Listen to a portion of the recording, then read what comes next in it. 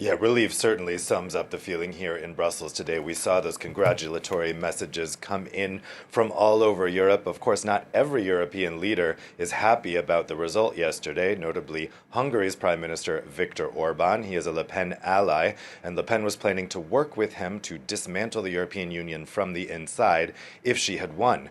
And Orban also saw another one of his allies defeated yesterday. His protege Janez Jansa, the Prime Minister of Slovenia, was roundly defeated by a new pro-EU Green Liberal Party in that country. Jansa is an admirer of Donald Trump. He's a right-wing populist, and now he's gone as well.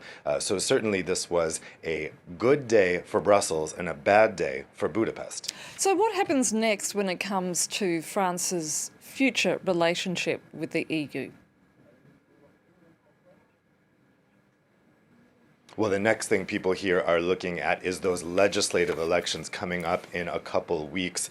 They are really hoping that Macron can secure a majority in the parliament, not just because his party is a pro-European party, but also because any divided government in France is bad news for the legislative activity of this town. I'm right now in the EU Council. That is an institution divided into two. One part is the ministers from the national countries, and the other part is the more famous part, the summits of EU presidents and prime ministers. This is the upper house of the EU's legislature, and normally the difference between those two halves of this institution are not important, but in this respect they are, because if the ministers in the next government are in opposition to Macron, it could spell real trouble here, because the ministers are the ones who take the legislative decisions, who approve EU legislation, reject it, or amend it. And if they are fighting with the French representative in the European Council, Emmanuel Macron, that could really slow down legislative activity here. It could mean that issues have to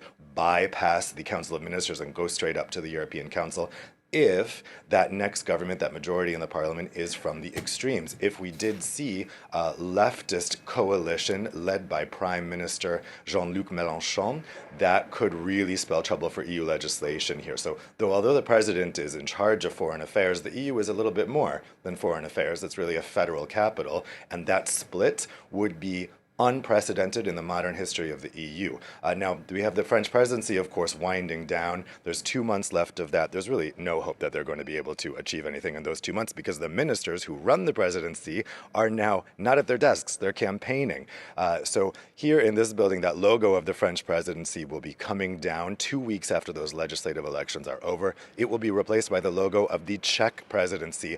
I'm told that the French, as is customary when a big country hands over the presidency to a small country, the French will remain very involved and will actually be working very hard behind the scenes in those first months of the Czech presidency. So actually, the French could get more done in terms of the legislative work of the presidency after their presidency has technically ended, because then the campaign is finally behind them and they can actually devote the attention to the things that they would normally have paid attention to during the presidency, but really weren't able to because of this campaign.